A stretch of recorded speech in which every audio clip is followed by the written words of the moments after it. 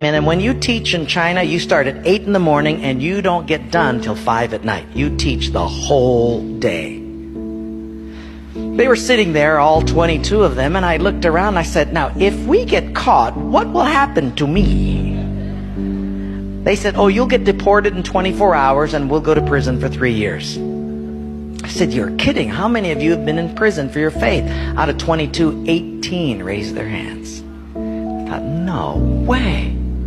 I looked at him and I said, you 22 people, how many people do you oversee? Because they were all of these small group leaders, underground church leaders in the Hunan province.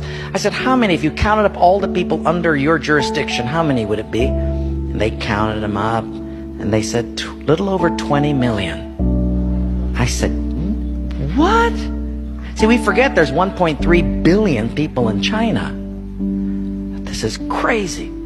Well, I had 15 Bibles and I passed them out. Obviously 7 didn't get them. And I said, let's turn to 2 Peter chapter 1 and we're going to read it. And just then one lady handed hers to somebody next to her. And I thought, interesting.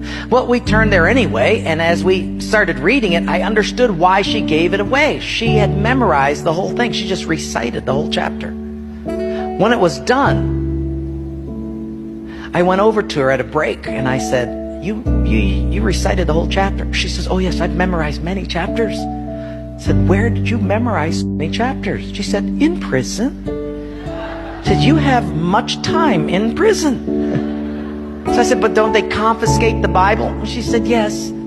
So people bring in scriptures written on pieces of paper and they bring it in.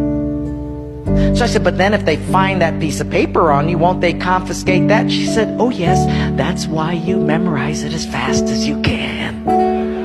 Because even though they can take the paper away, they can't take what's hidden in your heart. I thought, wow. Well, after 3 days, you fall in love with these people. And when it was done, I said, how can I pray for you? I'm going to go back to America, and you guys have been just so wonderful. How can I pray for you? They said, you know, Wayne, you guys can gather like this whenever you want to in America. We can't. Could you pray that one day we'll be just like you? And I looked at him and I said, I will not do that. Big incredulous eyes looked at me and they said, why? I said, because you guys rode a train for 13 hours to get here. In my country, if you've got to drive more than an hour, people don't come. You sat on a wooden floor for 3 days. In my country, if people have to sit more than 40 minutes, they leave.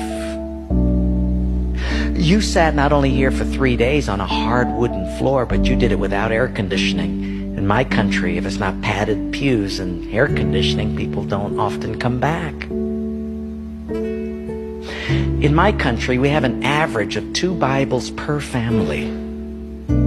We don't read any of them.